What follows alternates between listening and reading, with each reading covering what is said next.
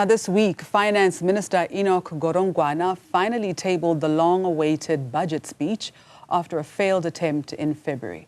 Godongwana increased VAT by 0.5 percentage points, taking it to 15%, with plans to have it increased to 16% by 2026-2027, combined with no inflationary adjustment to income tax brackets. Now, with these, National Treasury tabled an above-inflation increase of more than 5% for social grants, which will come into effect on the 1st of April this year. But what difference will these increases make given the high inflation rate? Director at the Center for Social Development in Africa at UJ, Professor Lauren Graham, weighs in now and joins me. Professor, good morning, and thank you so much for joining us on Newzroom Afrika. Good morning, Masichoba, and thank you for having me. Now, firstly, can you walk us through the key highlights of the social grant increases announced in the budget? So I think what we've seen is that a large group of the grants, which have always been above the food poverty line, have also seen increases. Those would be things like your disability grant, the old age grant, and the War Veterans Grant, where we also saw inflation-related increases for the Child Support Grant, and then the Social Relief of Distress Grant, which came in around the COVID period, was put up by 20 Rand. So the Child Support Grant and the SRD grant remain below the food poverty line, and these are the grants that reach the largest numbers of people in South Africa. Now, how will the reduced increase in social grants affect ordinary South Africans? So I think what we need to understand is that these grants, the Child Support Grant and the SRD in particular, obviously we would like to see them come up to at least the food poverty line. The food poverty line in 2024 was 796 Rand per person per month. And so both the Child Support Grant and the SRD grant are well away from that. I'm going to focus mainly in on the Child Support Grant because I think this is where hunger becomes particularly concerning. A UNICEF report last year found that 23% of children in South Africa experience severe child food poverty. And that's obviously a key concern, not just because of health-related links with hunger, but also education-related links with hunger. The SRD grant is always meant to be a temporary grant, and I know that there are mechanisms underway to figure out what to do with the SRD grant moving forward. But I think what is of concern is the Child Support Grant continuing to be below the food poverty line. So what we need to be looking at is then how do we support families, households with children to meet their food security needs, particularly for children. And I think given that we have never seen the Child Support Grant move towards the food poverty line, and in our current fiscal context are unlikely to see that, what do we need to do to make sure that we are plugging the holes, plugging the gaps for households with children? And speaking of households, I mean, what does the 0.5% VAT increase mean for the average household's expenses? So I think obviously we will see pressures on all households. What is pleasing is that the basket of goods that are subject to VAT will be increased. So a lot of your basic food requirements will be zero rated, so they won't be affected. That is an important poverty alleviating mechanism. We also have seen that the fuel levy won't increase for another year. So that is another way in which we see knock-on effects for all households, is when the fuel levy increases, we know that food increases in line with that.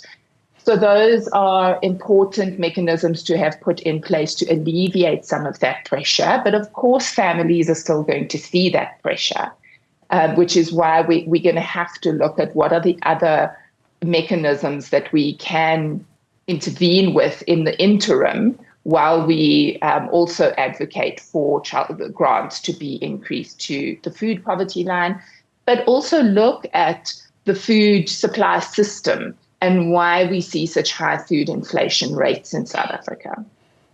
Sure. Now, social development is the third highest expenditure after learning and culture and debt service. So how do other countries approach social development? And are there any best practices that South Africa can adopt? So I think there's two particularly important mechanisms. And one is that what we're seeing in other middle-income countries is what we call social protection linkages.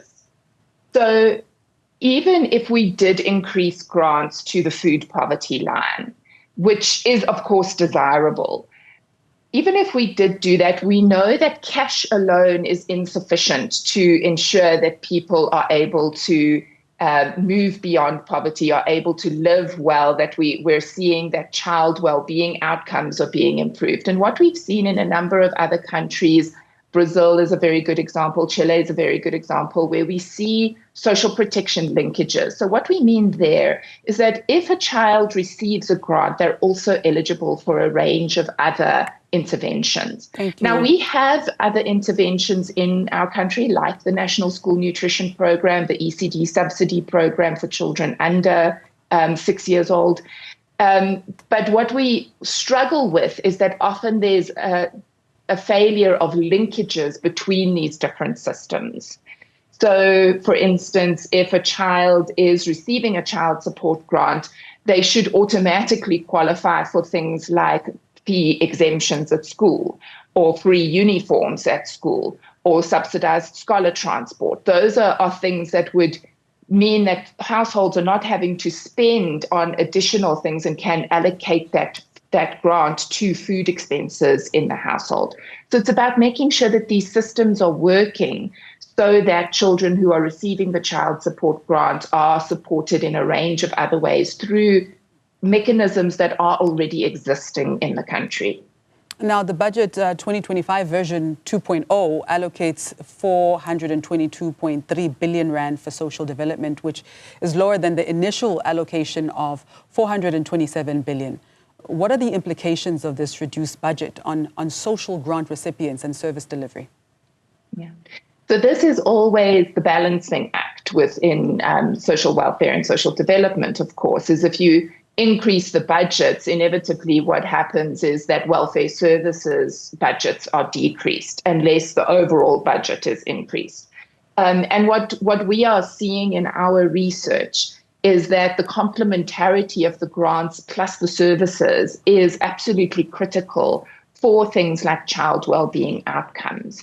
And so we have to really focus in on how do we make those welfare services and related services, that some of which sit in, for instance, education, like the National School Nutrition Program, how do we make these work better for the children who are receiving the child support grant?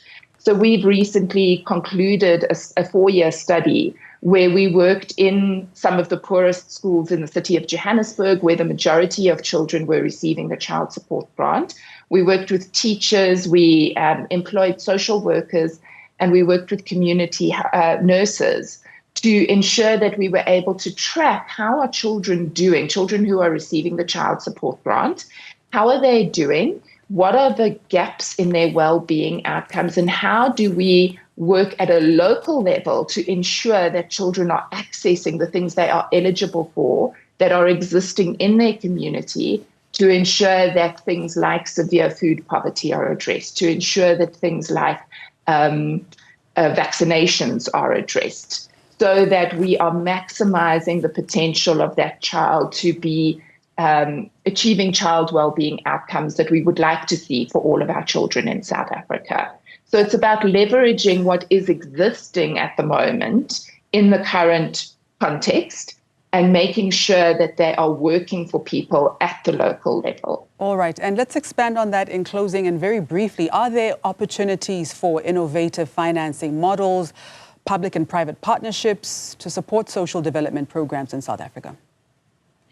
So I think we have seen some very nice public-private partnerships, particularly with the National School Nutrition Program, where food companies have partnered with the Department of Basic Education And many of those have been very successful and have boosted the range of food that children have access to. So those could certainly be something to look at. And I think we can't forget that a lot of welfare services are provided by the NGO sector, which is increasingly under financial strain. And where we have private sector involvement with NGOs supporting the work of NGOs, that's absolutely crucial for people living at the local level.